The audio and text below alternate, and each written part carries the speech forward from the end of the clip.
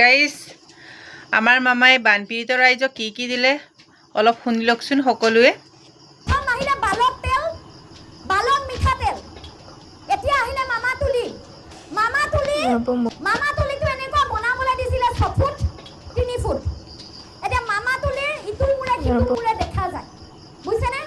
তেওঁলোকে বনাই দিলে 2 ফুট বহল কৰিছে। মানুহটো খুলে, মোৰ নিচিনা মানুহজনীয়ে নুজুৰে। শকত মানুহ এটা কেনেকে খুব, দীঘল মানুহ এটাৰ ভৰিকেইটা পৰি থাকে খালীকে, হয়নে নহয়? তাৰ 5.5 কোটি টকাৰ নিবিদা 1 লাখ মানুহ হলে আহিছিলে, তেওঁলোকে তাৰ টকাটো খালে বুলি আমি কবলৈ বাধ্য। কেলে কম শুনক, যদি তুলিটো তোমালোকে দেখিছিলা এনেকে চাই দিওঁতে ইফালটো সিফালটো দেখি থাকি, তুলিখন এনেকুৱা এফালে কি চাইছে এফালে দেখি থাকি, সেইখন তুলি বুলি কয় নেকি? বানপীড়িত ৰাইজৰ কাৰণে মামাই মামা নহয়, নামতে মামা, কামত মামা নহয়। ক'ব গ'লে সময় গগৈহে বানপীড়িত ৰাইজৰ কাৰণে মামা, সকলোৰ মামা। হয়নে নহয় কমেণ্টত জনাব।